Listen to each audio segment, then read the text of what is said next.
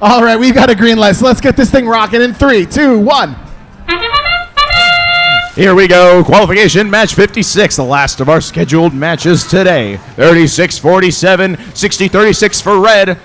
Collecting those game pieces, scoring them up high, as are the Red Alliance. They have 1967 trying to get ballast on that charge station. They get it last second. CPR did the same for red. It's red that is up as soon as the drivers step forward to take their controls. But we know how incredibly strong some of these Blue Alliance teams can be. 1678 winners of their division 9 times in a row, continuing to do their absolutely incredible scoring. They've already completed a link up high. They're set to complete another one in short order. But the Red Alliance wants to hold their lead. 36-63. Trying to stop 1967. Trying to put the 1967 into the wrong community. Generate some foul points there. CPR placing a cone on mid. The Red Alliance continues to hold their lead. But here comes Space Cookies and the Citrus Circuits. They're catching up. But here comes the Red Alliance. Simultaneous scoring from Millennium Falcons and CPR. But already the Citrus Circuits are back. They completed another link for the Blue Alliance. With that, the scores should be just about tied with a minute to go. 36-47, pushing some cubes onto those hybrid nodes. Here comes CPR, trying to place a cone up there. They've got all of their top row cones. They need one more cube to fill up that top row. 36-47, placing a cube onto one of their hybrid nodes using that little cube scorer they got on the side of their robot. Or is it the front? We may never know. 30 seconds left. Red Alliance still in the lead. But we've seen some crazy point swings in the last couple moments of these matches here at Chezy Champs. Red Alliance completing one more link. They filled up both their top and middle rows. We're starting to see these teams hit the charge stations.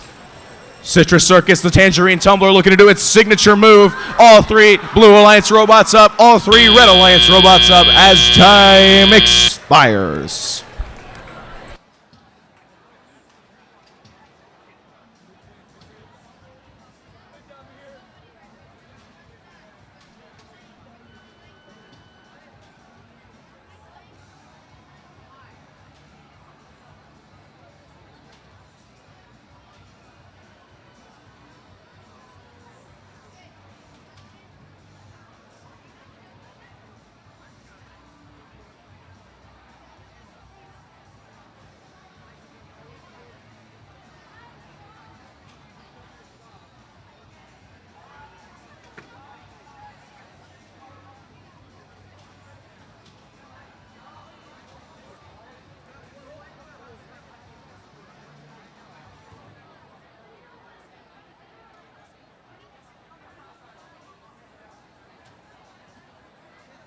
Well, the results are up for that match.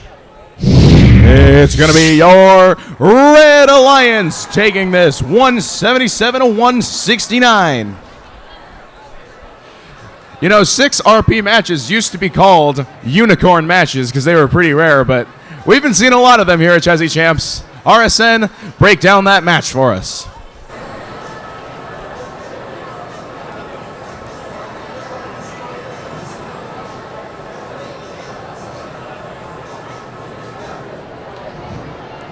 All right. Red takes it with 177-169. Only about 9 or 8 points from 1678, holding on to their 4 RP average. What did you think, Steve? So the Citrus Circuits have gotten every bonus ranking point, including in this match. They had a 3 ranking point lead over 696, the Circuit Breakers, before. Now that's just down to 1. Still trying to maintain that number 1 seed. 1868 Space Cookies, after an excellent autonomous mode, were shut off for a little bit and had to get back into the match, and that really slowed down the Blue Alliance early in teleop. And Red Alliance able to coordinate well, put up a great score on the grid and finish with a triple balance on both sides. So potentially a very rankings heavy match there. Those two missed ranking points for 1678 put them at risk because they're coming up. They have to replay match 14, which they had played before. They earned 4 ranking points in that match.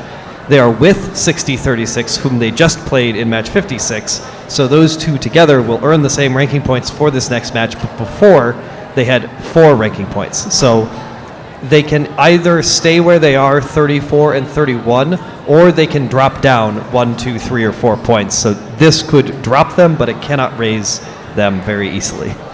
Yeah, tough match for Blue, especially because I believe there were some penalties assessed. 1967 got stuck in the red Alliance community at one point during the match, and that's just unfortunate to see. Trying to play defense or traverse the field, got caught in another robot. It happens.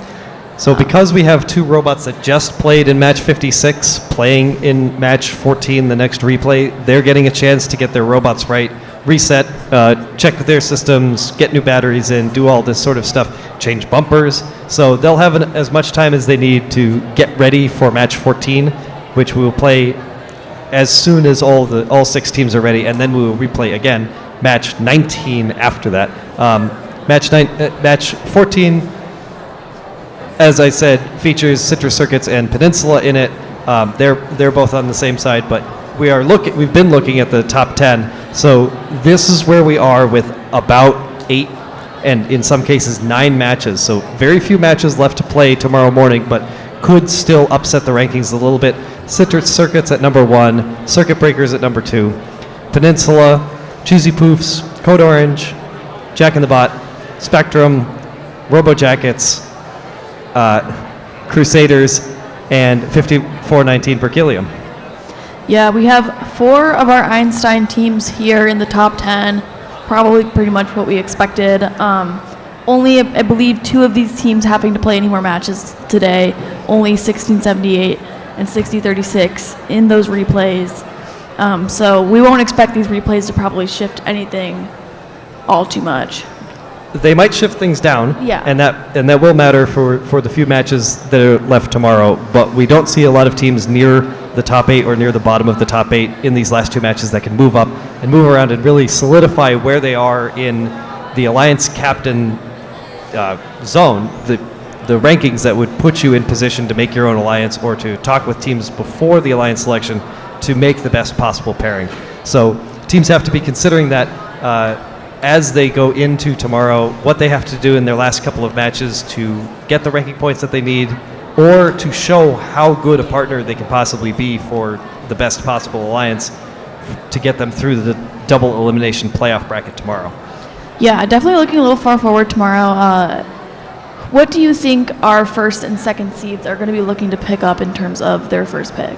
It's really going to depend on where their auto is best and where they pick up game pieces, because the top 2 scoring robots ideally pick up from different parts of the field, either the end of the loading zone / the single substation or the double substation. If you have 2 going for either, that can start to slow you down. Those 2 robots not being optimized is probably the easiest way to lose matches in the double elimination tournament.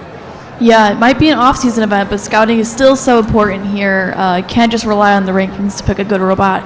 You need to make sure that robot is compatible with what your team is trying to achieve. And 32 teams make it into the playoff matches. They will be part of these 8 alliances. So out of the 41 teams, you have a great chance of being on an alliance and possibly called up to play in a match because of better coordination, or perhaps we'll see more defense and disrupting of the opponent's alliance, or just the autos as they work out. Either yours isn't working and you want to go to your secondary one, so then you need to bring in the compatible ones, because you really want to get 7 game pieces and an engage in auto. Even just getting them out of the middle of the field. If you're in playoff matches at this Chezy Champs and your alliance is leaving game pieces that you pre-staged out in the middle of the field, I predict that you're going to have a difficult time getting a jump on the teleoperated mode. Absolutely. We're going to send it to a short break, let these robots cool down before we resume for our replays, qualification match 14 and qualification match 19.